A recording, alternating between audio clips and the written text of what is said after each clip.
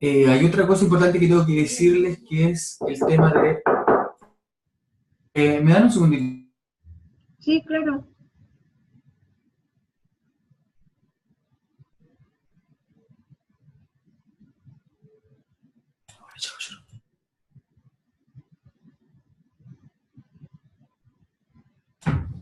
Les pido mil disculpas, tuve una interrupción, pero ya está todo solucionado. Lo que le iba a comentar es que obviamente como hay varias personas tenemos que tener los micrófonos silenciados. Por lo tanto, existe una manera de indicar que queremos hacer alguna pregunta o realizar alguna intervención. Y esto se puede hacer en el menú inferior del programa. Hay un botón que dice participantes, manejar participantes. Si ustedes lo aprietan, se debería abrir en la parte derecha una lista con todos los participantes que se encuentran en esta conferencia. Entonces, si nosotros pasamos el mouse por encima de nuestro nombre, debería aparecer un botón que dice levantar la mano. Entonces, eso me va a indicar a mí a través de su pantalla que a lo mejor desean intervenir o tienen alguna pregunta que hacer a lo que están hablando Marcela y Claudia en este caso. Si quieren lo pueden probar para que vean cómo funciona el tema de levantar la mano. Es un icono que va a aparecer en su pantalla. Este aparece una vez que ustedes van a los participantes y pasan el mouse por encima de su nombre. Ahí debería aparecer esa opción. Y bueno, eso básicamente es por el tema de los audios. Yo soy Miguel Ramírez, soy parte del equipo de acá de la Universidad de Concepción. Estoy haciendo de anfitrión para estas conferencias. Así que podríamos partir con las presentaciones. Marcela, Claudia, pueden comenzar si les gusta. Gracias, Miguel. Hola, buenas tardes a todos y a todas. Yo soy Marcela Castillo, abogada acá del programa de atención, protección y reparación del Servicio Nacional de la Mujer y la Equidad de Género. Hola, buenas tardes. Mi nombre es Claudia Vega. Soy trabajadora social, también del área que compartimos, digamos, área con Marcela, de acá del Servicio Nacional de la Mujer y la Equidad de Género, de nivel central. ¿Alguien más se quiere presentar?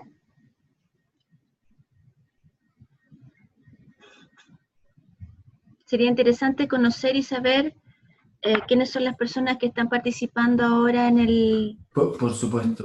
Tengo acá a Karina, a Karin, que nos levantó la mano. Karin, ¿me escuchas? Sí. Hola. Hola, nosotros te escuchamos perfecto. Ya, hola, soy Karina Ávila, soy psicóloga clínica encargada del programa de salud mental del Servicio de Salud Metropolitano Oriente. Bienvenida, Karin. Gracias. Siguiendo a Karin, tengo a Camila Bahamonde, que se animó a levantar su mano. Vamos a ver si el audio se libera. Dame un segundo, Camila, que todavía no puedo... Intenta tú desbloquear, ahí sí se desbloqueó. Estaba usando un manos libre, ¿verdad? Intenta acercártelo un poco más a la boca, a ver si se escucha algo. No, me da la impresión de que no funciona ese micrófono. Pero tú nos escuchas, ¿verdad? Tú nos puedes escuchar. No existe la posibilidad de que tenga otro manos libres que pueda utilizar, porque me da la impresión de que ese micrófono está malo. Sí puede, sí. Vamos a continuar con Sandra, que creo que ella sí tiene audio. ¿Sandra? Hola. Hola, ¿qué tal? Mi nombre es Sandra Cruces, soy matrona clínica del Hospital Regional Valdivia, de la unidad de partos. Ok, perfecto, bienvenida. Gracias. Tengo a otro usuario que es Bmesa, pero no sé su nombre. ¿Tiene micrófono?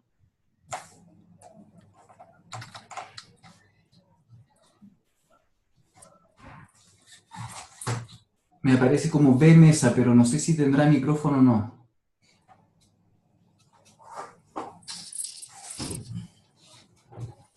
Me da la impresión de que no tiene micrófono. Bueno, para mencionarlo, las personas que obviamente no tengan micrófono nos pueden reflejar sus dudas a través del chat, y obviamente la presentación también la pueden hacer por el chat y luego yo la voy a leer. ¿Cambiaste de mano libre, Camila? A ver, probemos con esta, a ver. No, tampoco se escucha. Pucha, qué mal. Ya, a ver, tengo a Patricia Sagredo. Dice, hola a todos. Patricia Sagredo, matrona Hospital Félix Bulnes, Cerda, Santiago. Supervisora y encargada de IAAS. Calidad. Natalia Enríquez, matrona Clínica de Urgencia Maternidad. Me da la impresión de que hay dos personas del mismo computador. También tengo a Claudia y Paola del Hospital Clínico Herminda Martín de Chillán. Me imagino que no tienen micrófono, por eso no escriben a través del chat.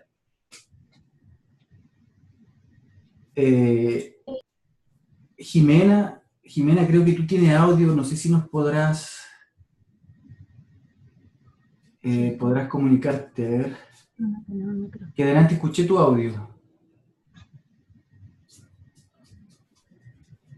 Bueno, Claudia y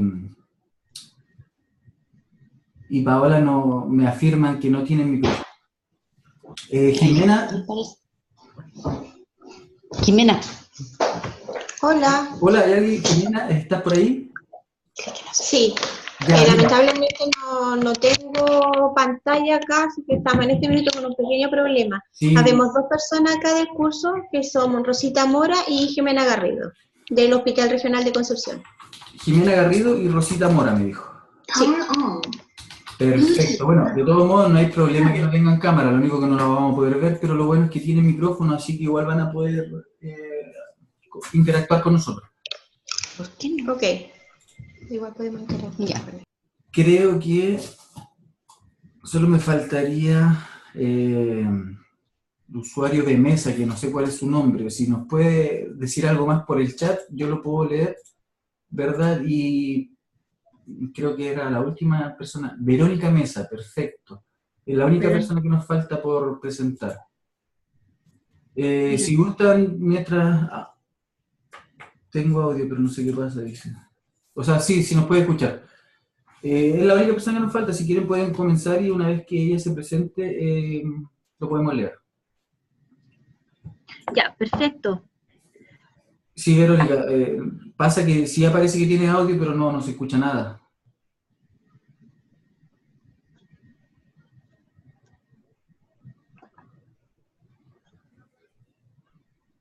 Ya.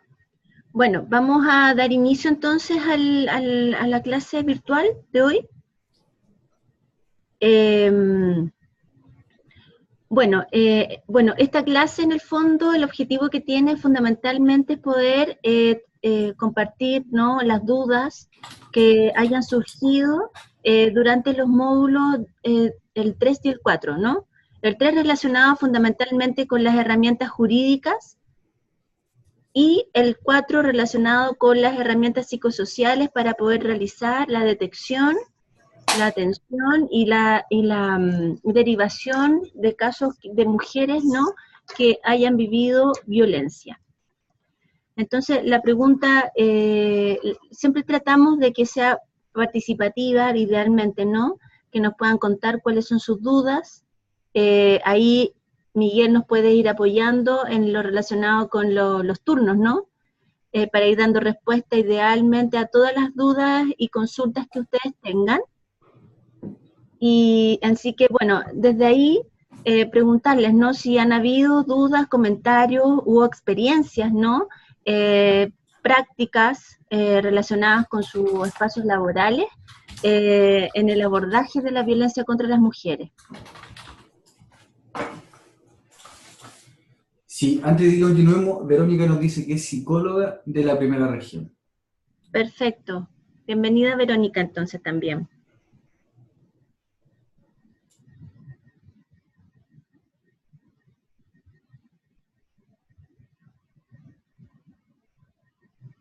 Un resumen quizás de la clase de ¿hacemos entonces? ¿No hay ningún comentario, duda o alguna experiencia que quieran compartir?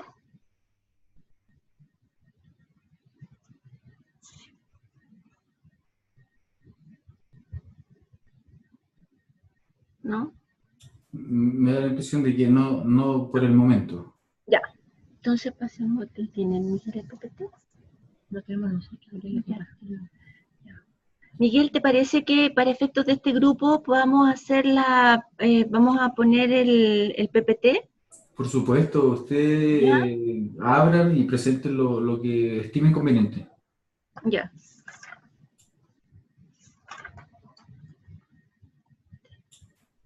¿Recuerdan cómo compartir la pantalla?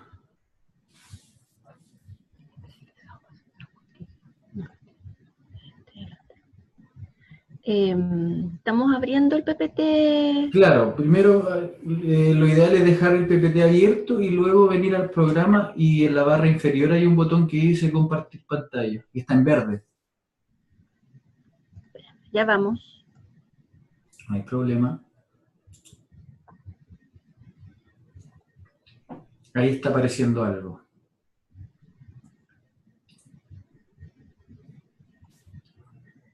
Sé que-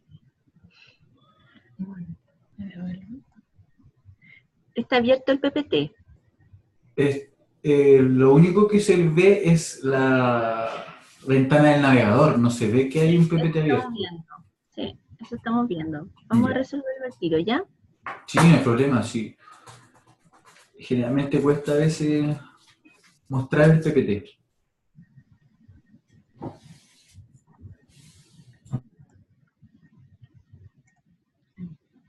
Ok.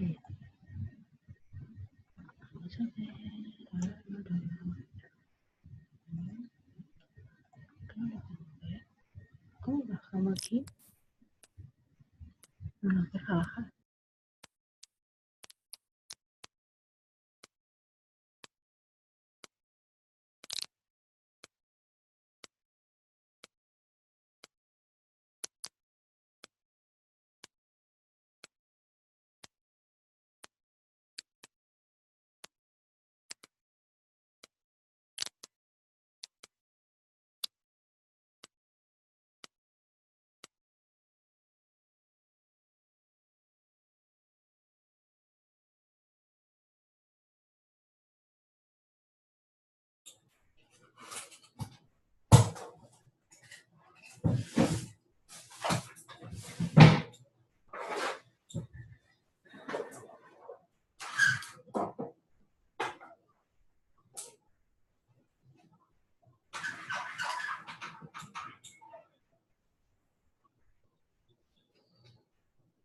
Claudia, creo que tiene el micrófono cerrado.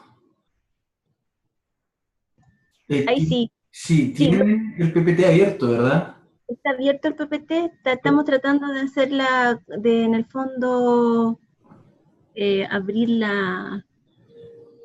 Sí, les recomiendo que detengan esta compartir pantalla, vuelvan a ¿Ya? dejar el PPT en segundo plano, entre comillas, y de ahí vuelvan a compartirla, porque algo pasó y solamente Ya. encuentro el navegador, no.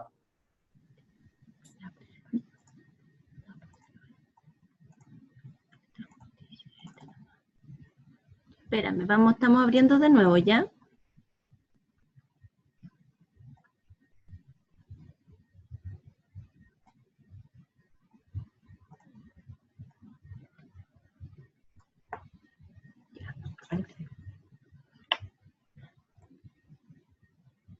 Pantalla.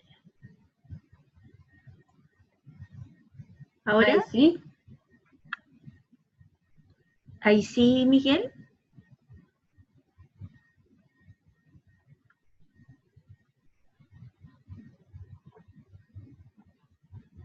¿Está la presentación, Miguel, en vista o no?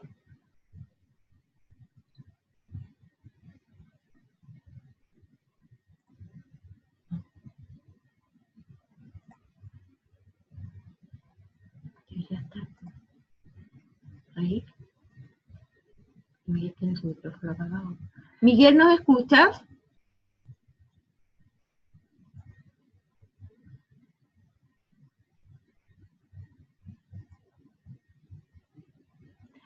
A ver, una pregunta. ¿Pueden ver el PPT? ¿Sandra? ¿Sí? Perfecto. Ya. Súper. Perfecto. Vamos, a ver. Este PPT se relaciona directamente con el módulo 4, relacionado específicamente con la detección, derivación y prevención de los casos, ¿ya? Ahora bien, sería bueno tener la claridad si tienen o cuentan ustedes con dudas respecto al módulo anterior relacionado fundamentalmente con los temas legales, ¿ya? El módulo 4 que habla sobre los aspectos legales en el abordaje de la violencia contra las mujeres, antes de que pasemos, digamos, como más al punto de vista de la atención, ¿no?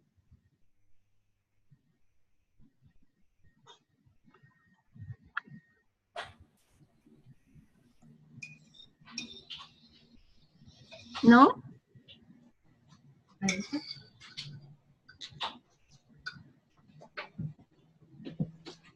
Si ponemos este, ¿no? Ahí vemos a Paula y a Roxana. Sí, se acaban de incorporar. Ya, perfecto. Ya. Hola, ¿cómo estás, Paula? Hola, Marcela. Hola, Nos costó mira, un poquito porque no teníamos el ID. perfecto, ya. Ahora, estamos haciendo revisión, o sea, queremos partir la presentación de un PPT, pero que este PPT tiene relación con el módulo 4. No obstante, esta clase ve el módulo 3 y el módulo 4. Entonces, antes de partir con los temas relacionados fundamentalmente con la detección, derivación y prevención y aspectos de abordaje de casos de violencia contra las mujeres, sería bueno saber si tienen alguna duda o algún comentario o alguna situación que quieran compartir a partir de sus propias experiencias prácticas relacionadas con aspectos más jurídicos, ¿no? Ignacio, ¿cómo estáis? No por el momento. ¿No? Ya. Estamos recién como conectándonos en realidad. Están recién conectándose, ya. Miguel, después este PPT se lo podemos mandar a las participantes, ¿cierto? Tenemos que ver si Miguel, que es la única mía que está quedando. Sí, o sea, me lo envían a mí, si me lo pueden enviar a mí, y yo tengo la lista de los participantes y se lo puedo enviar. Ya, perfecto, sí, porque la idea es que, ¿cómo se llama?, puedan quedarse con el material también, ¿no? Claro, no hay problema. Ya. Ya, bueno, aquí vamos a partir, ¿no? En el fondo, cuando hablamos de violencia contra las mujeres, hablamos sobre todas las mujeres y por lo tanto la diversidad de mujeres y aquella violencia, ¿no?, que se va ejerciendo en los distintos espacios, contextos. Hay tipos de violencia y manifestaciones, ¿ya?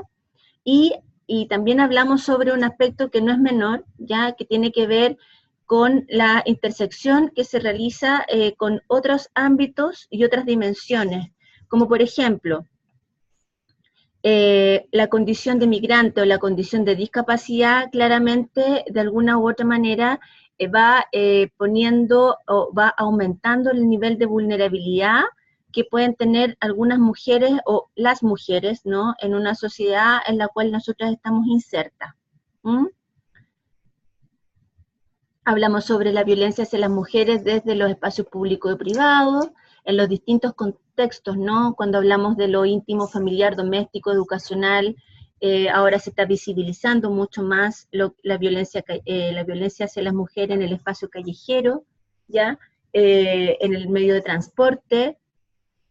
Hoy día, de hecho, no sé si vieron en las noticias, pero la ministra del Ministerio de la Mujer y la Equidad de Género, en el fondo hizo pública un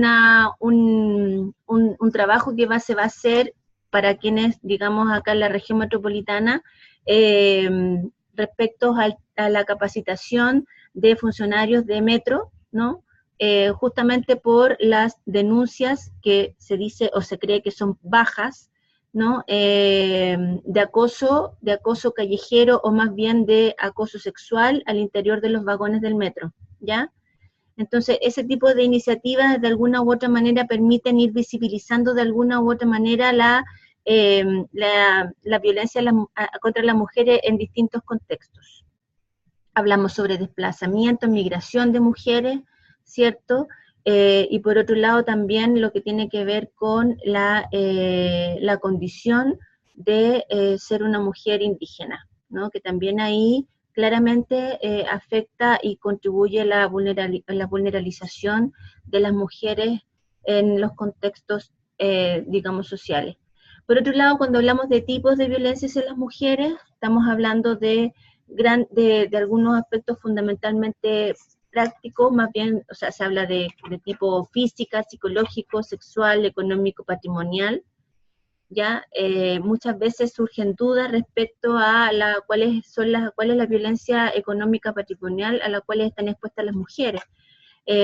Mucho de ello tiene que ver con el control de gastos, por otro lado, con muchas veces mujeres profesionales, ¿cierto?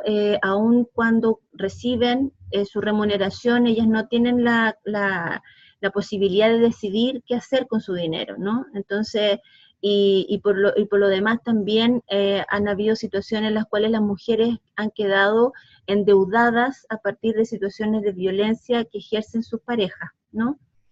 Tiene que ver en algunos casos cuando se han constituido con matrimonio, en el fondo está la posibilidad y de poder, o sea, de los bienes que surgen de la sociedad conyugal. En algunos casos también las mujeres han visto perjudicadas en ese contexto. Y bueno, el otro que tiene que ver con la violencia de tipo más simbólica, ¿no? Aquella que obviamente denigra a las mujeres de manera simbólica, de manera que en el fondo son aspectos muy, muy pequeños que de alguna u otra manera va afectando y va invisibilizando y va denigrando a las mujeres. Desde los tipos surgen las manifestaciones, ahí está un detalle importante de cuáles son los tipos de manifestaciones. No quiero entrar más en detalle porque sé que esto lo tienen en el material del curso, pero también la idea es que lo puedan tener como material complementario a la presentación del data, ¿no? ¿Vamos a avanzar? Ahora, cuando hablamos de detección, ¿cierto?, de violencia contra las mujeres, de violencia de género hacia las mujeres, estamos hablando de poder ir identificando algunos factores de riesgo que nos permiten ir haciendo una clasificación en cuanto a, en el fondo, más que nada para ver y proteger y salvaguardar la integridad de las mujeres, ¿no? Y junto con eso existen una serie de indicadores que en el fondo nos permiten ir tomando decisiones, tomando acciones en el abordaje, pero también en la protección, ¿ya? Cuando hablamos sobre indicadores, hoy día en lo que le podemos compartir es que está vigente la pauta de riesgo unificada, que es una pauta que de alguna manera permite evaluar el nivel de riesgo a partir de ciertas consultas y de ciertas preguntas que se van en el fondo, que se les va asignando un puntaje y por lo tanto tiene una escala, ¿no? Que nos permite tener una claridad de poder definir cuándo una mujer está en alto riesgo y cuándo no, ¿ya? Ahora, esa pauta de riesgo unificada hoy día está siendo utilizada por las policías, por carabineros, por la PDI, por lo tanto, la aplicación de esa pauta de riesgo facilita, ¿no?, de que en aquellos casos que son de más vulnerabilidad y de más riesgo, se pueden tomar decisiones, como por ejemplo, las policías están obligadas a tomar contacto con el fiscal de turno, y él de alguna manera decidir, o más bien decidir, cuáles van a ser las acciones de protección y seguridad para esa mujer de manera más concreta, ¿ya? ¿Ahí tienen alguna duda al respecto de eso?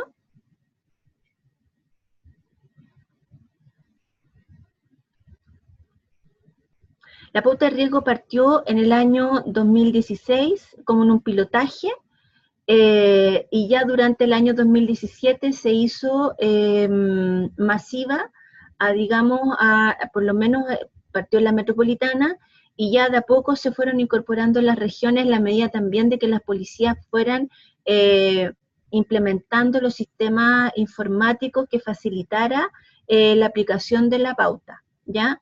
Ahora, cuando hablamos de pautas riesgo unificadas, es que todas las instituciones a nivel nacional tuvieron que decidir cuál era la pauta que en el fondo se iba a aplicar de manera única, ¿ya?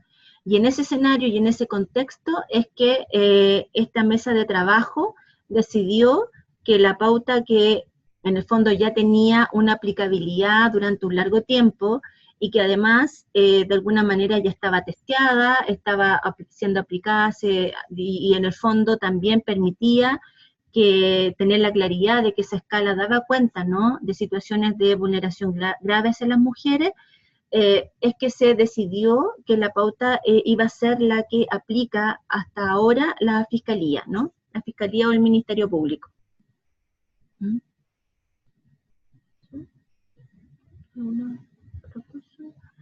¿Alguna duda hasta ahí?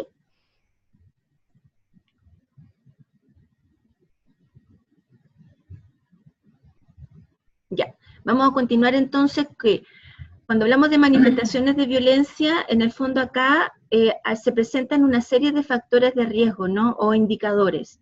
Ahora, estos que nosotros le estamos mostrando acá en esta presentación son muchos más de los que contiene hoy día la pauta de riesgo unificada, ¿ya? Acá en el fondo explora, ¿no?, y más bien hace una apertura general a un abanico alto, digamos, de posibilidad de visualizar cuáles son esos factores de riesgo o indicadores, ¿ya? No obstante, estos de alguna u otra manera nos permiten ir reconociendo la gravedad y la situación, digamos, de protección que necesitaría esa mujer. Y también nos permite, como operadores, ya sea operadoras y operadores, ya sea de salud, de justicia, operadoras sociales, etcétera, cuáles debieran ser algunas acciones de abordaje, ¿no? Cuando hablamos de violencia en el pololeo, siempre hay que tener la claridad de que una vez que tenemos la claridad de cuál es la edad de la persona, en este caso de la joven, ¿no?, o del joven que está siendo víctima de violencia, siempre tienen que considerar que hay que activar a la red Sename, ¿cierto?, como una instancia referente para el acompañamiento, para el seguimiento, y para también tomar acciones, digamos, jurídicas y de protección respecto a esas mujeres que son menores de 18 años, ¿ya? Cuando son mujeres mayores de 18, tenemos como vía de derivación los propios centros de la mujer, que como Servicio Nacional de la Mujer y la Equidad de Género tenemos distribuido a lo largo de todo el país. Tenemos hoy día un total de 103 centros de la mujer a nivel nacional.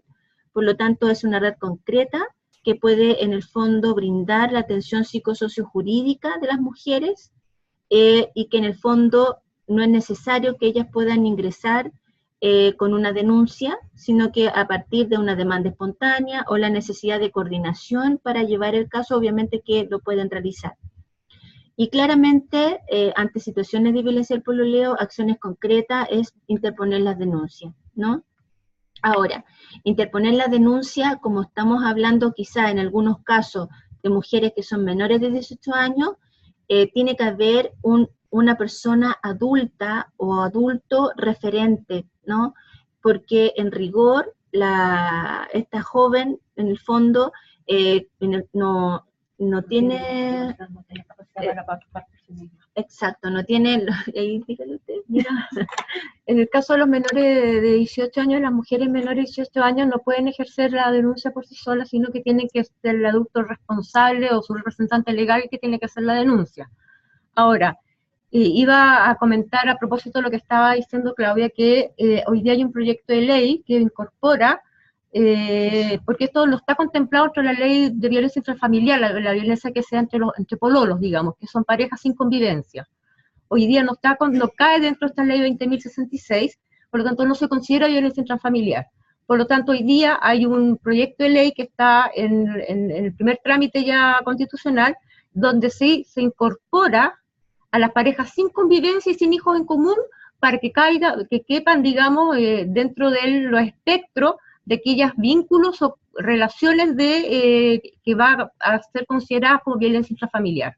Entonces es importante también tener claro de que, si bien hoy día existe la posibilidad de accionar, no va a caer dentro de lo que es la ley de violencia intrafamiliar, se puede accionar por otro tipo de delitos, lesiones menos graves, lesiones leves, etcétera, pero sí hay un proyecto de ley que está en tramitación para poder incorporar la violencia que se da entre estas parejas sin convivencia y sin hijos en común, para que pueda ser incorporada dentro de lo que se entiende por violencia intrafamiliar.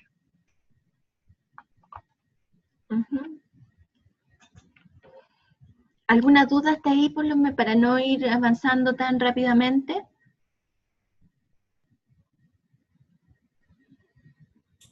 Al menos yo a través del chat no he visto nada. Ya. Aquí Verónica algo quiere escribir. Perfecto. Ponemos atención, Sí. entonces, la consulta de ella para después continuar, ¿te parece? Claro, vamos a dejar que formule la pregunta y ahí la vamos a leer completa. Dice, los centros del Sename no tienen atención a menores víctimas de violencia en el pololeo.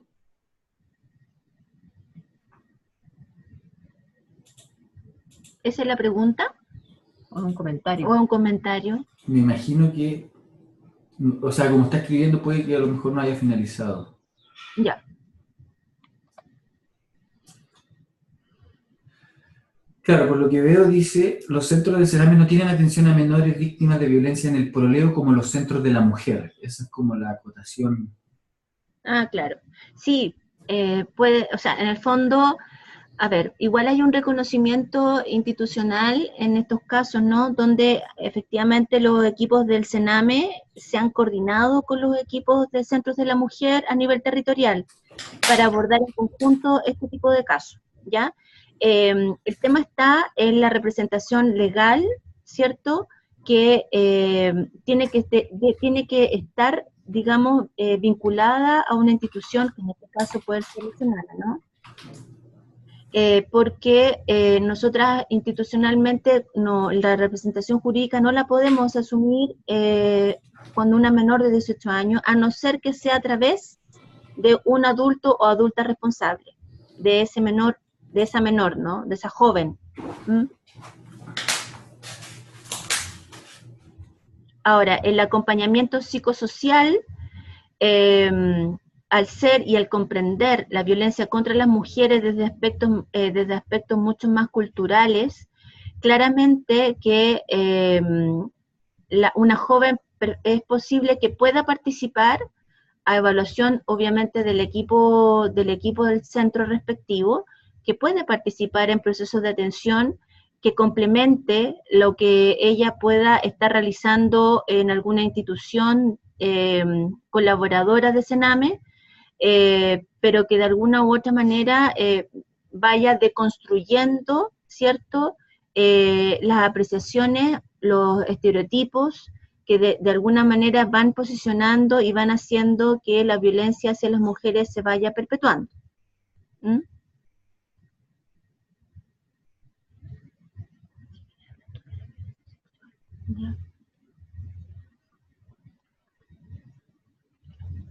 Ahí parece que hay otra pregunta o comentario, parece.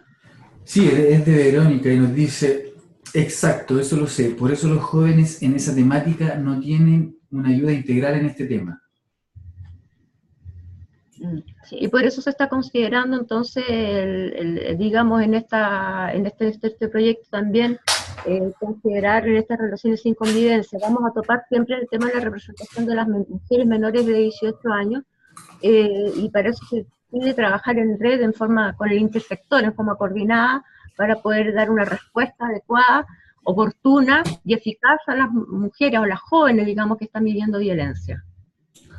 Sí, bueno, aparte de eso, Jimena con Rosita nos dice, ¿cuál es la atención específica que se da en el CERNAM en estos casos?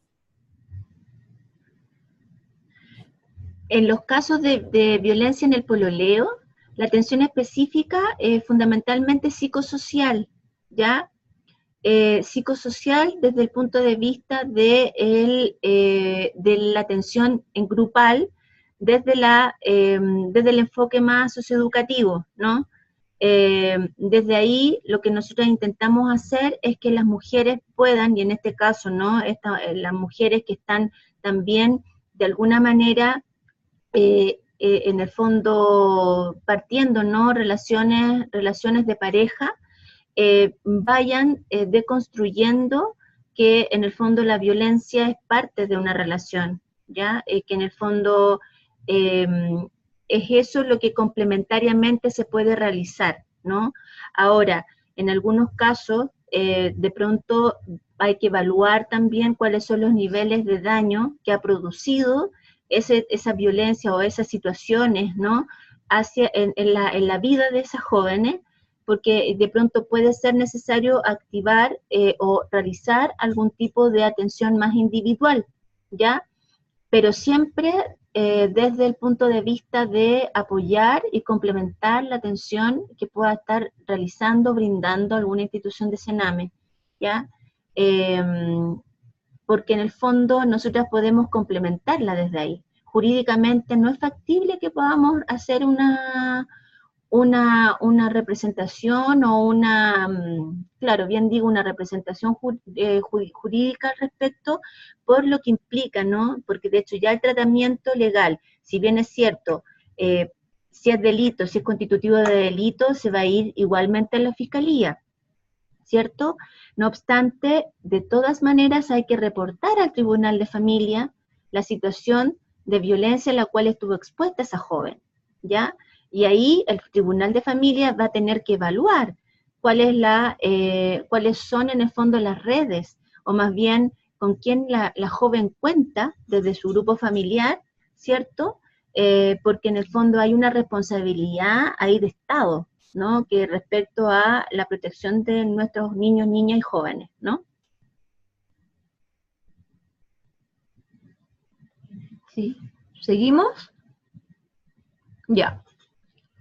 Y una de las otras manifestaciones de violencia es la violencia sexual. Ahí aparece en la pantalla los factores de riesgo, los indicadores, digamos, que son haber experimentado violencia sexual en la infancia, creencias erróneas acerca de la sexualidad, falta de actualización en profesionales de primera atención respecto a los derechos sexuales y reproductivos, mujeres, niños, niñas y adolescentes en situación de calle o con dependencia de drogas y alcohol, menor de edad y iniciación sexual. Aquí lo importante es que esos son algunos de los factores de riesgo o los indicadores que deberíamos tener a la vista para poder evitar esta manifestación de violencia. Ahora, ¿cómo abordamos? Aquí hay un sinnúmero de acciones que se pueden realizar, no solamente incentivar la denuncia y resguardar los tratamientos en el caso de las infecciones de transmisión sexual, sino que derivar con la red. Hay centros especializados que trabajan con las víctimas de agresiones sexuales. Tenemos los CAP, que son los Centros de Atención a Víctimas de Delitos, que dependen del Ministerio del Interior. Tenemos el CABAS, que es un Centro de Atención a Víctimas de Agresiones Sexuales, que depende de la PDI, que es de Policía e Investigaciones de Chile, que es de atención y de reparación. Y tenemos los CBS, que son centros nuestros del Servicio Nacional de la Mujer y la Equidad de Género, que son los centros para atender a las mujeres víctimas sobrevivientes de agresiones sexuales. Nosotros hablamos de agresiones sexuales y no de delitos sexuales, porque estamos hablando de todas las manifestaciones, incluso que no sean constitutivas o no estén dentro digamos, de la descripción de delitos que establece nuestro Código Penal. Tanto el CAP como el CBS tienen representación judicial de mujeres mayores de 18 años en este caso. Igualmente pueden asistir, en el caso de los CAP y los CABAS, las jóvenes menores de 18 años que hayan sido víctimas de agresiones o de delitos sexuales. Hay algunas acciones, se señalan algunas manifestaciones y la manera de abordarlo. Por ejemplo, hay un ejemplo que dice: acoso sexual callejero ocurría en el Metro Santiago, llamar a un teléfono tanto, indicando el número de vagón en el que ocurrió.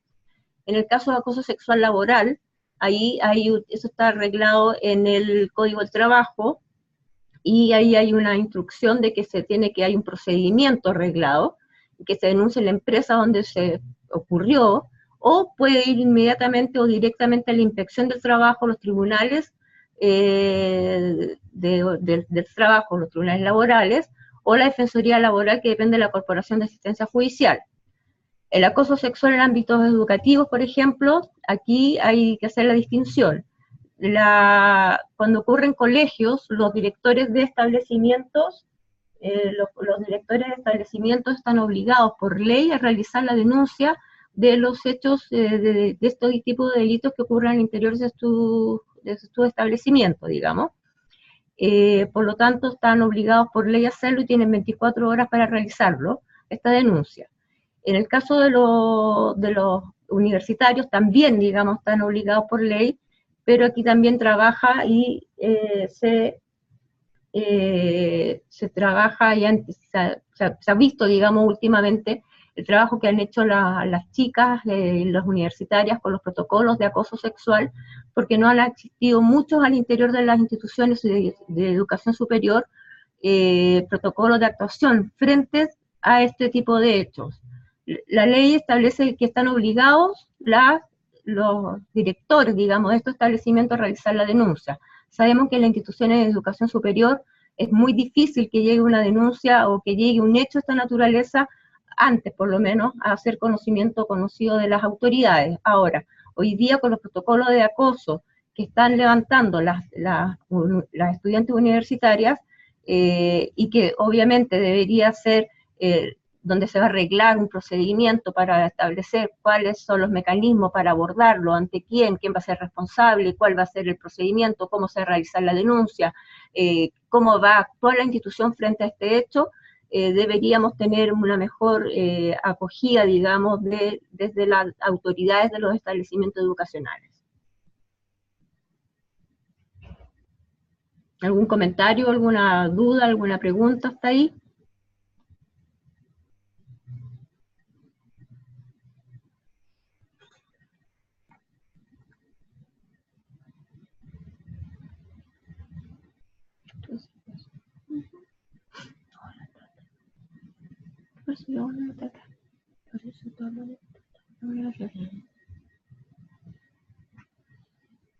¿Estamos bien? Paula y Roxana.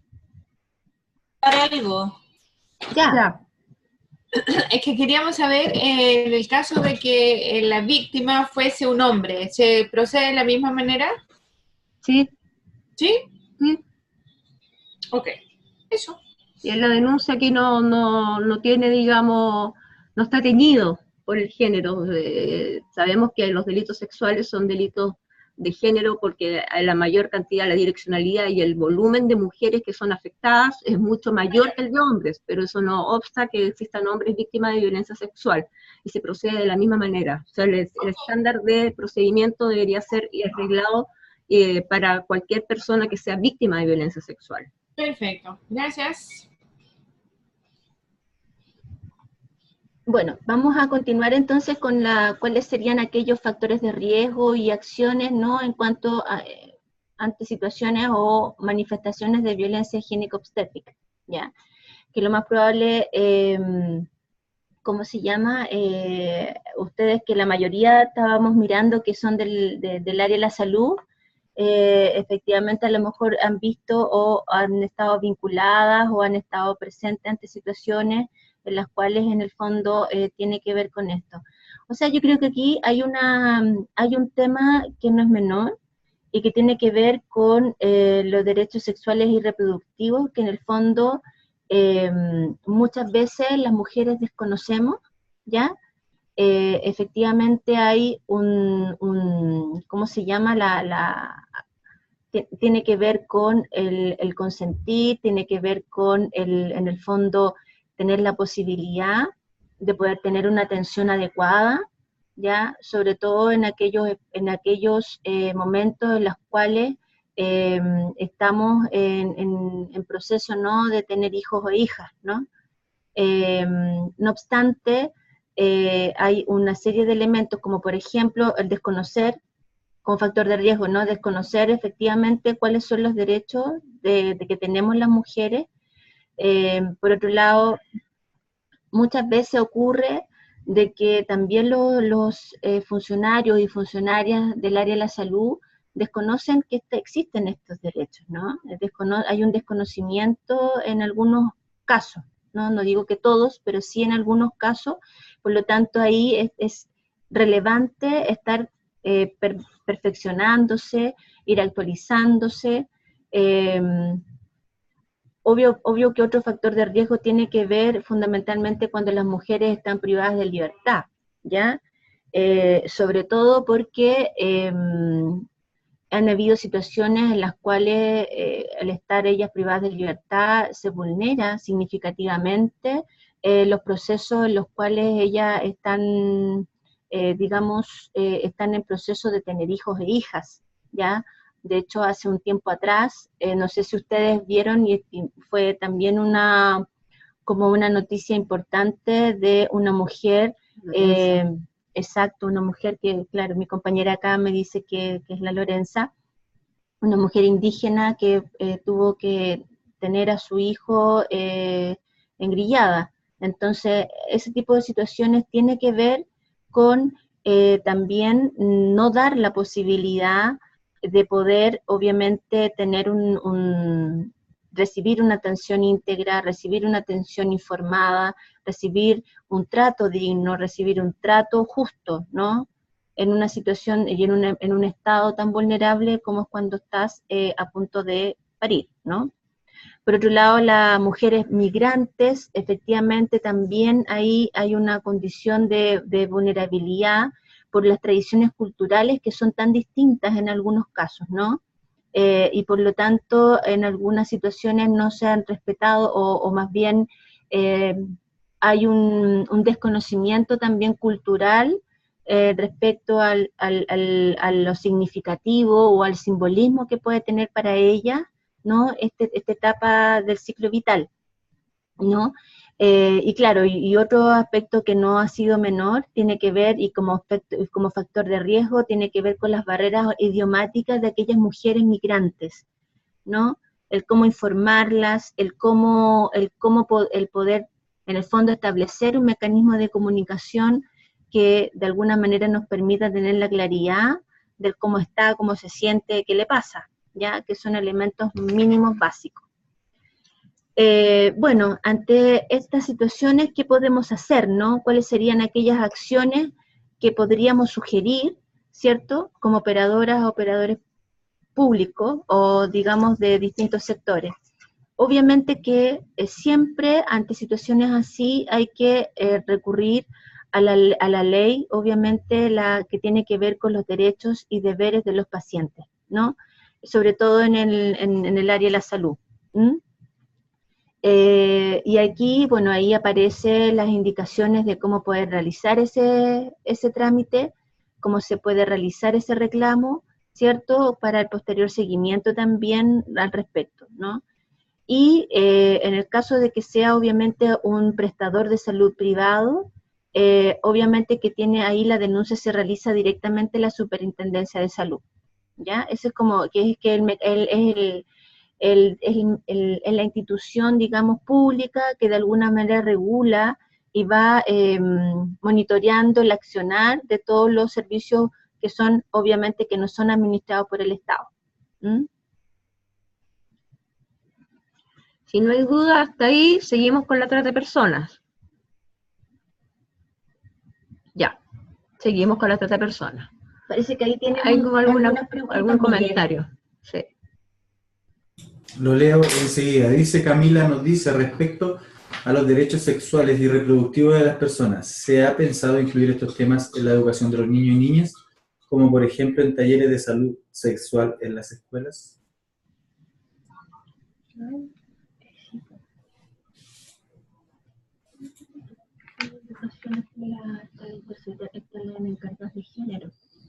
Sí, estamos hablando aquí con Claudia que efectivamente en tema de educación ya se está trabajando, o sea, hay encargadas de género en casi todos los establecimientos educacionales y en las universidades con mayor razón, y se está trabajando con los niños y niñas ya con temas de sexualidad, los derechos sexuales y reproductivos particularmente. Entonces, no tenemos, digamos, la certeza de cómo son esos cursos y la temática, digamos, cómo se abordan. Sí tenemos conocimiento de que se están trabajando ya a ese nivel.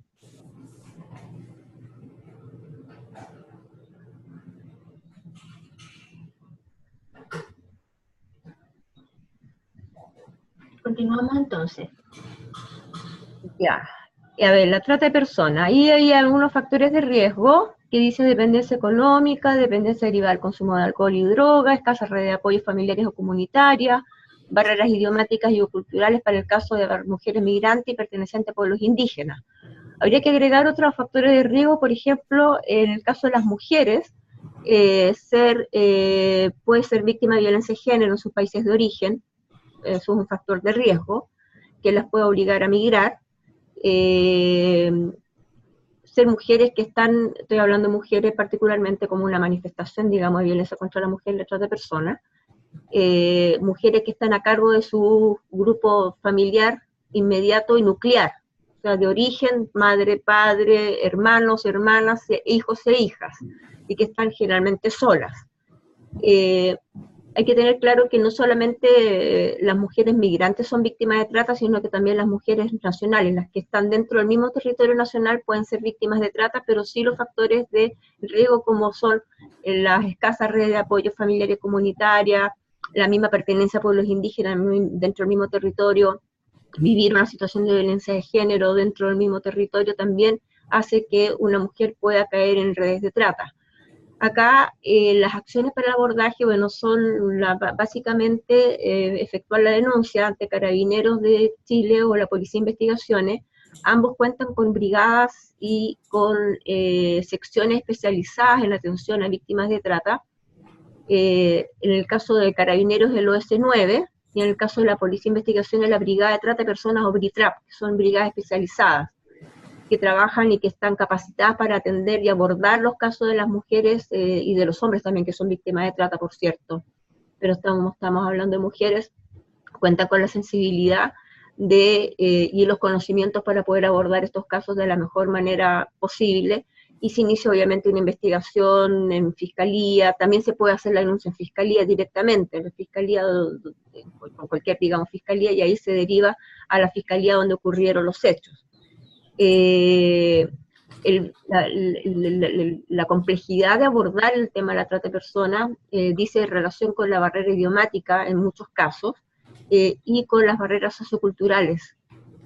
Entendemos, y hay otro factor también que es difícil para abordar este fenómeno, esta manifestación de violencia, que es que muchas veces las mujeres no se sienten víctimas del delito, sienten que han consentido, han colaborado, que han aceptado las condiciones y han aceptado en venir a trabajar, digamos, acá al país, en condiciones que obviamente son absolutamente lejanas a las que fueron prometidas, que es una de las maneras de captación, digamos, ofrecer un trabajo engañoso, a través del engaño ofrecer una oferta, realizar una oferta de trabajo.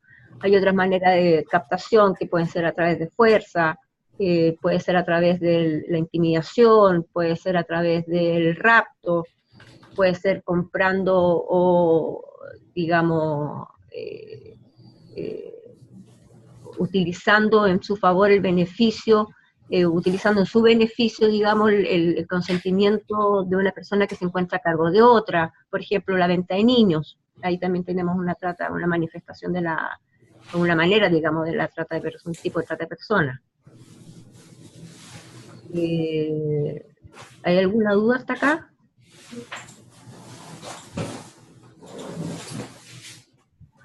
Un poco reforzar también de que, claro, en el fondo el delito de la trata de personas no es algo que sea tan, digamos, frecuente quizás de poder detectar, ¿ya? Pero sí en el fondo la magnitud y la complejidad del abordaje de este tipo de casos es altísima, ¿ya?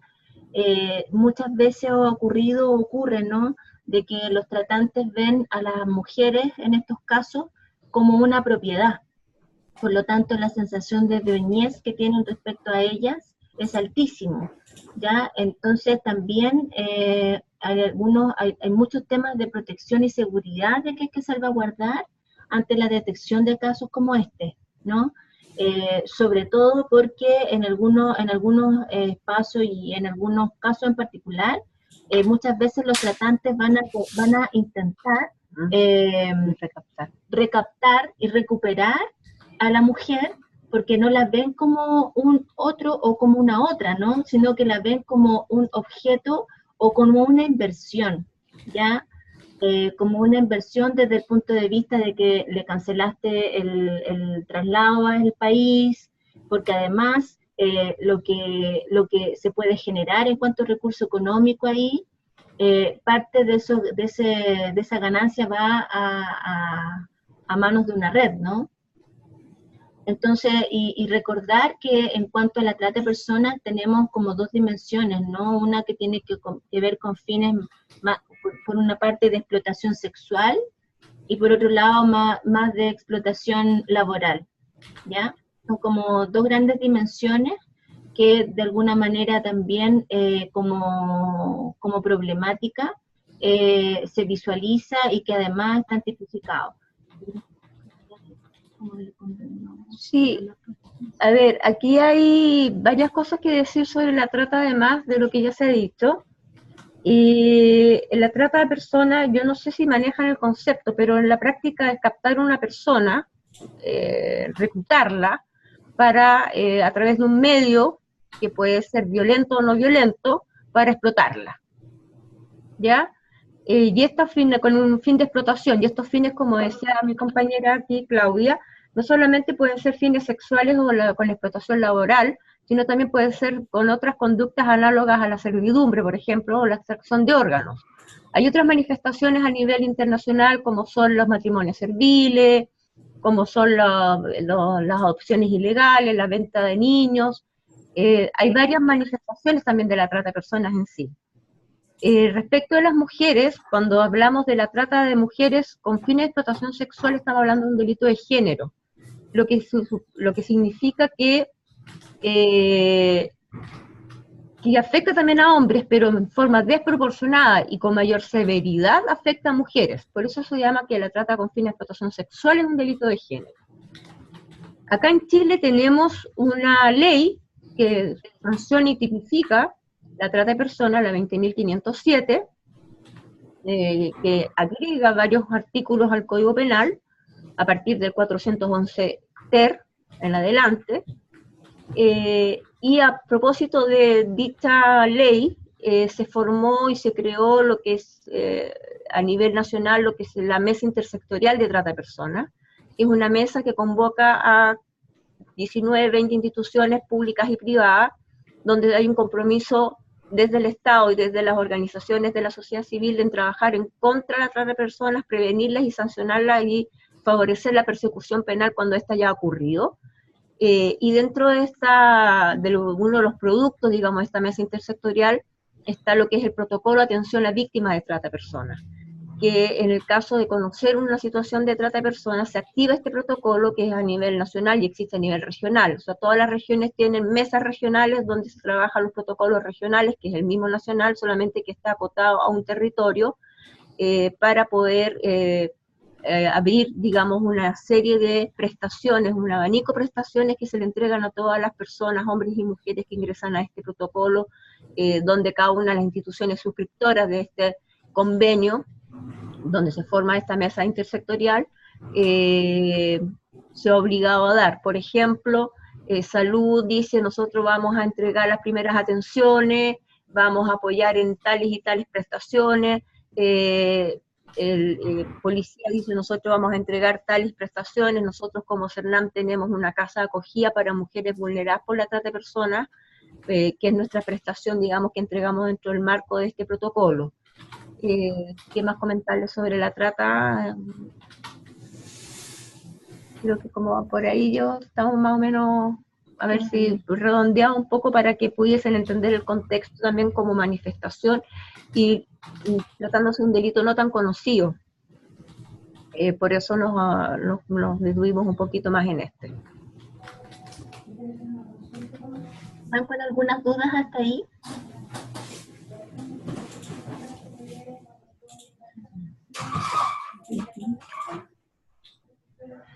Bueno, respecto a las violencias por orientación sexual, identidad de género o expresión de género. Ahora, claramente acá, en estas situaciones, efectivamente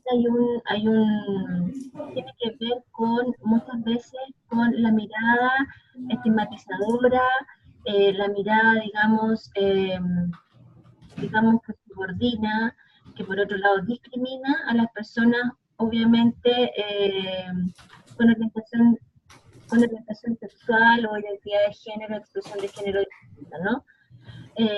Siempre es relevante en estos casos en particular, en el fondo, evaluar que vaya de alguna u otra manera vinculado al consumo, ¿no? O a la dependencia de alcohol y drogas, ya sobre todo si se encuentran en situación de calle.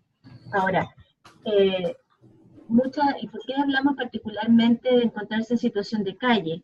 Porque sabemos de que la discriminación muchas veces que parte en los núcleos más cercanos, mucho más, digamos, familiares o personales, hacen de que las personas se sientan discriminadas y hagan sus vidas, ¿no?, de manera alejada de su círculo, digamos, más cercano, ¿no? Tenemos una ley que hoy día está sancionando la discriminación, por lo tanto, desde ahí hay ¿cómo se llama?, un sinfín de acciones que se pueden realizar, pero con mayor razón, el hecho, al tratarse en muchos casos, ¿no?, como hechos violentos, se pueden derivar directamente a los centros de atención de víctimas de la Subsecretaría de Prevención del Delito del Ministerio del Interior, ¿ya? Junto con ello también, como decía delante la Marcela, Alcabas, en algunos casos en los cuales ha habido violencia sexual, y complementariamente en el ámbito más legal y jurídico es relevante que se interpongan las denuncias respectivas. Y quizá un poco reforzar ahora, que es lo que hablábamos con el grupo con el cual estuvimos en la mañana, donde hubo varias personas participantes, compañeras, digamos, participantes que eran del área de la salud, nos manifestaban las dificultades que tenían con las policías, con carabineros particularmente en los hospitales, para interponer las denuncias, ¿no? Y que muchas veces le solicitaban los partes la constatación de lesiones, ¿cierto?, para poder interponer las denuncias, no por violencia física, fundamentalmente por violencia física. Por lo tanto, todas aquellas situaciones de violencia o de malos tratos que se dan en la esfera mucho más verbal, más psicológica, emocional, obviamente que quedaban invisibilizados, ¿no? Pero desde ahí reforzar de que un funcionario policial está obligado a tomar las denuncias, ya eso es parte de su función. Por lo tanto, un funcionario policial no debiera, en el fondo, negarse a tomar una denuncia, ya, por el hecho de violencia que sea, ya. Ellos muchas veces lo que dicen, claro, que necesitan como corroborar el relato que ustedes o como funcionarios públicos pudieran estar realizando. No obstante, no es facultad, y aquí no quiero ser, digamos, no quiero ser tan drástica, ¿no? Pero sí es importante mostrarles, ¿no?, de que no es la labor del funcionario policial evaluar la credibilidad del relato, ni tampoco evaluar si de alguna u otra manera existen o no existen en el fondo medios de prueba, ¿ya?, para poder en el fondo dar curso a una denuncia. Toda esa labor, todo ese trabajo tiene que ver fundamentalmente con, en este caso, las fiscalías, que cuando se trata de delitos, y en aquellos casos, obviamente, de situaciones de, ¿cómo se llama?, de violencia más psicológica, tiene que verlo directamente en los tribunales de familia, ¿no? Entonces ahí queremos ser súper enfáticas, ya porque fue un tema que de alguna u otra manera las compañeras que estuvimos en el curso anterior fueron, y a partir de experiencias que ellos han tenido, en el fondo creemos que es importante poder reforzar este punto de vista y este ámbito.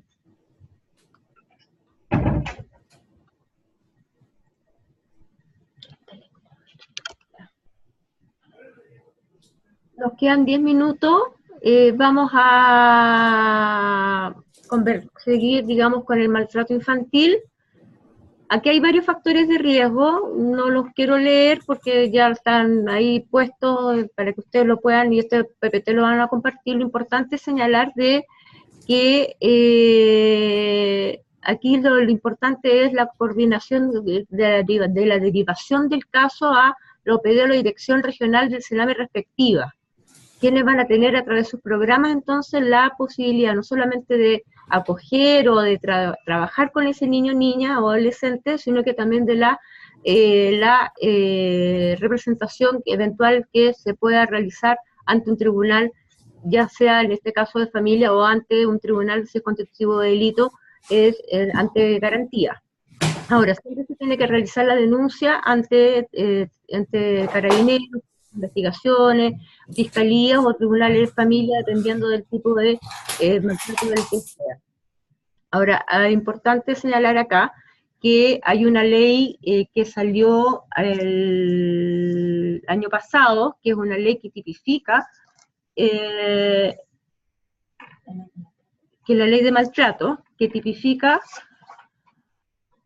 el maltrato corporal relevante para niños, niñas y adolescentes, y para las personas mayores también de edad, que son las personas que, o personas en situación de discapacidad, y que también crea el delito de,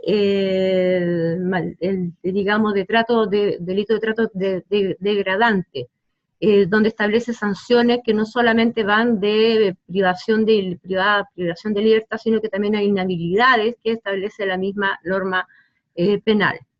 Ahí hay un comentario, si no me equivoco, Miguel. Sí, nos escribe Jimena y Rosita Mora, dice: constantemente se tiene problemas con carabineros en la urgencia, porque no quieren acoger la denuncia de víctimas de violencia sexual si ellos no lo consideran pertinente.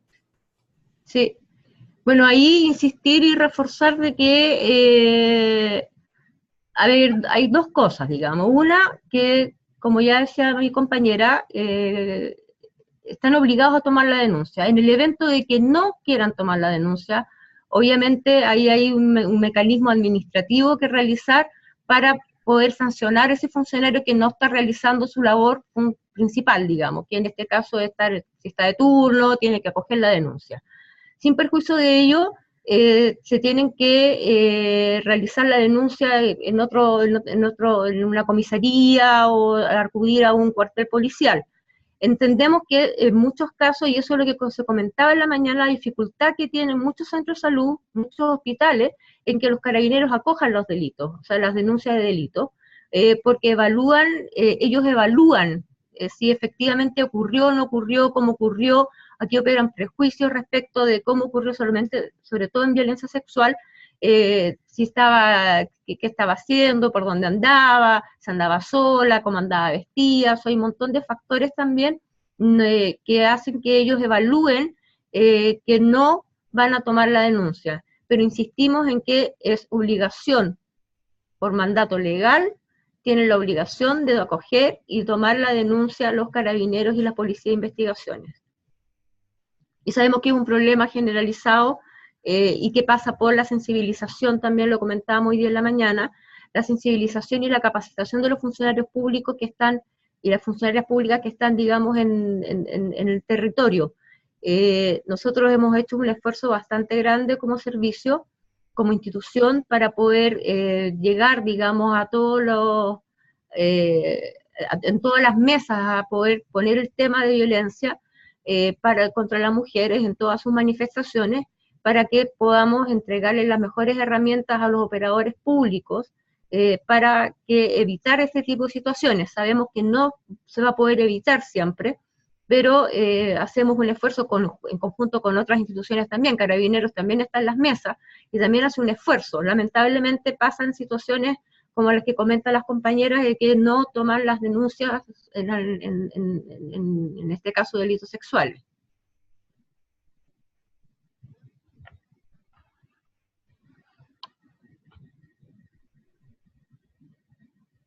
¿Alguna pregunta respecto a lo que vamos ahí?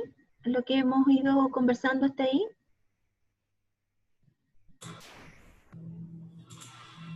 ¿No?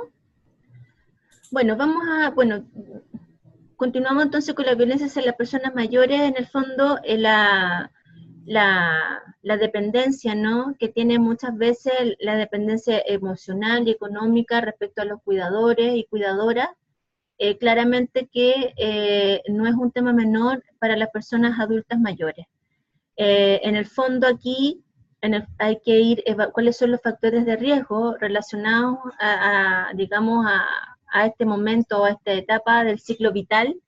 Efectivamente, si existen enfermedades que impiden la autonomía física, la autonomía también, no solamente de libre desplazamiento, sino que también en cuanto a si hay deterioro en el ámbito más cognitivo, ¿no? Porque en el fondo sabemos de que ahí en algunos casos ya ha ocurrido de que hay o ha habido ha habido, digamos, manipulación de parte de los cuidadores y cuidadoras. Manipulación respecto a los ingresos económicos que puedan tener, pero también negligencia en los cuidados, ¿no? Por otro lado, hay muchas veces como factores de riesgo el aislamiento, escasas redes de apoyo, muchas veces también redes de apoyo o más bien familias que de alguna u otra manera también se ven desgastadas con la situación de dependencia que tiene esta adulta o adulto mayor. Por lo tanto, eso genera un estrés familiar obviamente importante, ¿no? Que eso hace que exista, ¿no? Un factor de riesgo, o más bien un riesgo inminente de que pueda ocurrir alguna situación de violencia. Y por otro lado, cuando hay personas que en el fondo residen en hogares que son especializados, comillas, de atención, estamos hablando de ¿cómo se llama?, de residencia específica para personas adultas mayores. En el fondo también a veces ocurre que no cuentan con la especialización, con la formación para poder realizar los cuidados necesarios.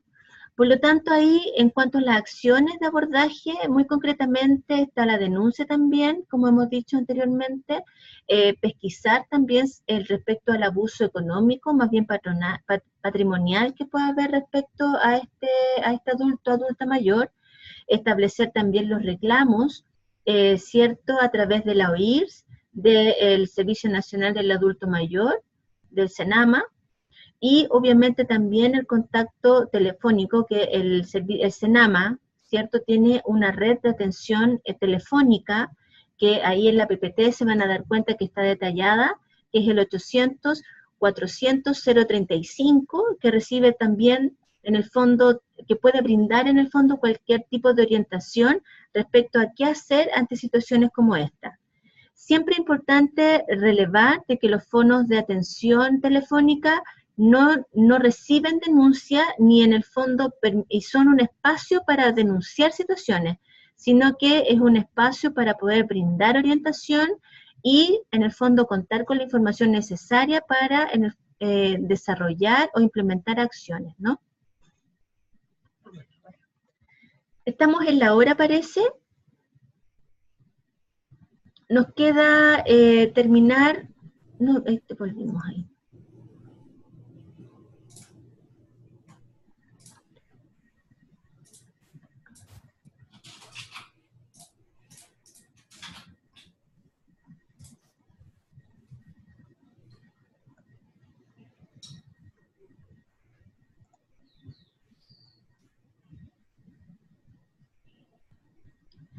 Bueno, solamente queremos mostrar esta última PPT, el detalle de la PPT la van a tener, ¿ya? O sea, van a tener ahí, pero sí, no queremos terminar sin antes ver esta última imagen o esta última dispositivo, claro, lámina,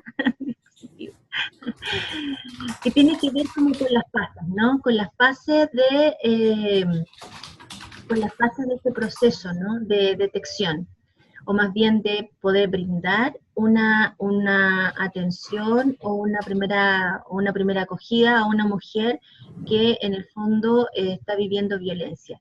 Por una parte está la detección, ¿cierto? En algunos casos nos vamos a encontrar con mujeres que nombran que viven violencia, como con mujeres que no nombran que la viven, y que aquellas que no nombran que viven violencia, en el fondo son aquellas que claramente no tienen conciencia del nivel de riesgo en el cual se encuentran, ¿ya? Por lo tanto, el trabajo que tenemos que hacer ahí de concientización en cuanto a los riesgos en los cuales puede estar expuesta es mayor, ¿ya? Al ser en algunos casos la pareja quien está ejerciendo la violencia, efectivamente tenemos que partir desmitificando de que en la familia, ¿cierto?, una no está en peligro, ¿ya? Porque a veces también esta concepción o esta creencia de que la familia es el espacio protector, al ser transmitido de manera transgeneracional, hacen de que las mujeres se sientan y las imposibilite para tomar decisiones respecto a la situación, a su relación de pareja, ¿no? Siempre ver, en el fondo mirar cuáles serían aquellas redes con las cuales cuentan en cada una de sus regiones, de su territorio más cercano, ya que ven en el fondo que abordan las situaciones de violencia hacia las mujeres, por lo tanto quizá establecer ciertos protocolos en conjunto que permita la atención expedita y el apoyo digamos, oportuno, ¿ya? En respecto a la acogida, la primera acogida para salir de la situación de violencia es la clave, ¿no? El vínculo que se establece con la persona que recoge el relato es fundamental para poder un poco vislumbrar cuáles van a ser las acciones y las decisiones que va a tomar la mujer. Respecto al apoyo, la otra tiene que ver fundamentalmente con el apoyo integral. Tenemos que pensar de que las mujeres, las necesidades que ellas tienen son múltiples, muchas veces complejas también, ¿ya? Complejas en poder dar respuesta oportunamente. Por lo tanto, mirar ahí cuáles son el apoyo que podemos tener internamente como salud, ¿cierto? Por otro lado, aquellos aspectos relacionados con los apoyos psicosociales, psiquiátricos, aquellos accesos que puedan tener en cuanto a recursos sociales para fortalecer la autonomía económica de las mujeres, y claramente la reparación especializada, sobre todo desde el punto de vista socioeducativa, pero también jurídica, ¿no?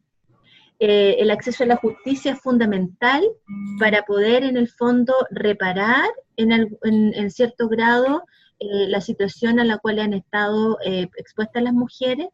Por lo tanto, también eso permite abrir un abanico de posibilidades de protección, ¿ya? Y dependiendo de los niveles de riesgo, tomar decisiones respecto a cuáles van a ser aquellos planes de seguridad que se van a construir con estas mujeres, con las mujeres en general que están expuestas a situaciones de violencia. Eso como modo de resumen, ¿ya? Pensando en que en el fondo, les permita a ustedes tener una visión general de cuáles son aquellos aspectos, aquellos pasos en este proceso más de apoyo psicosocial, jurídico, psicosocioeducativo jurídico. ¿Hay alguna consulta, comentario, duda que quieran compartir antes de terminar? Pues ya estamos en la hora, Miguel. Así es, o sea, claro, si hay alguna pregunta la podemos ver antes de terminar. Sí.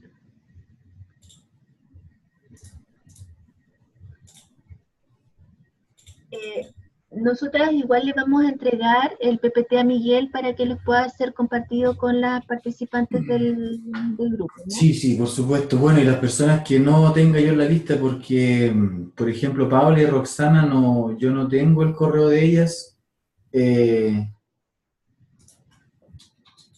¿Podrían mandar los correos, confirmar los correos a través del chat? ¿Puede ser? Claro, sí, si me lo pueden dar a través del chat, así yo le envío la...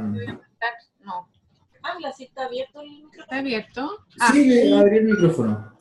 Ya, mira, lo que pasa es que nosotros, la verdad es que tenemos una confusión gigante porque nos mandaron la inscripción para esta clase y con opción de 21 y 22. Y nosotros habíamos optado por el 22, si no me equivoco, y después nos dijeron que era solamente el 21. Ya no nos quedó otra, el 21, nos arreglamos, corrimos hoy día, por eso llegamos tarde a la clase y todo. Pero resulta que empezamos a whatsappear con la gente al resto del curso, porque parece que esta gente que está ahora es de salud, ¿me equivoco? Sí, hay otras personas de salud. De salud, claro, nosotros somos de justicia. Perfecto. Entonces la verdad es que no sé qué pasó, que finalmente hubo una descoordinación ahí, y no sé si esta clase que ustedes hicieron hoy día va a ser la misma que van a hacer mañana para justicia o no. No es la misma. Para mañana a las 3 de la tarde está el módulo que es específico de justicia.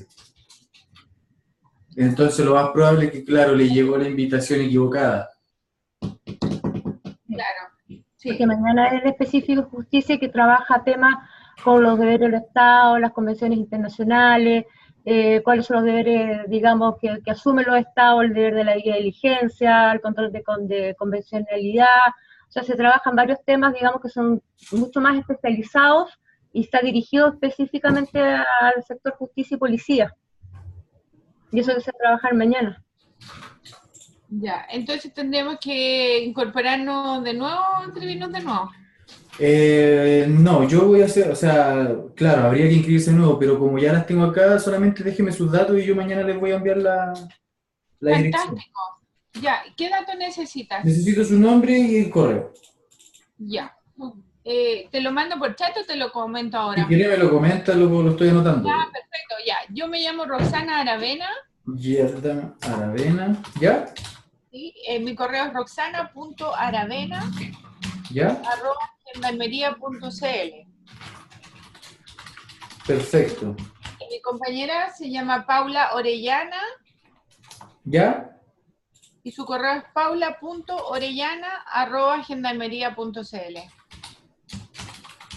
Perfecto. Yo mañana entonces les voy a enviar la invitación para las 3 de la tarde, que es la conferencia del módulo específico. Perfecto. No, sí sabe, no, pero... Ya, Oka, muchas gracias. Gracias. Gracias. Miguel, ¿damos por terminada la clase? Por supuesto, por supuesto. ¿Cómo se llama? Bueno, ver la posibilidad de rescatar los nombres o más bien los correos electrónicos de las personas que estuvieron hoy día en la clase para poder compartirles el PPT. Sí, yo estoy anotando todos los correos que me han dejado aquí. Ya, perfecto. Así Entonces que, yo te lo mandamos personal, yo te lo voy a mandar por mi correo electrónico, ¿ya? sí, si pueden enviármelo ahora, sí, yo lo envío al tiro y después no se olvida. Perfecto, lo vamos a mandar al tiro. Ya. Muchas gracias a todas y a todos por la participación, ¿ya? Muchas gracias a todas y claro, gracias por participar. Nos estaremos viendo mañana a lo mejor. No sé si ustedes están mañana, Claudia y Marcela.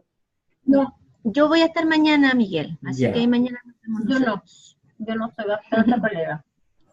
Perfecto, nos vemos entonces. Muchas gracias y que estén todas muy bien. Muchas gracias, Miguel. Gracias por todo. Chao. Chao. Chao. Ya, fantástico.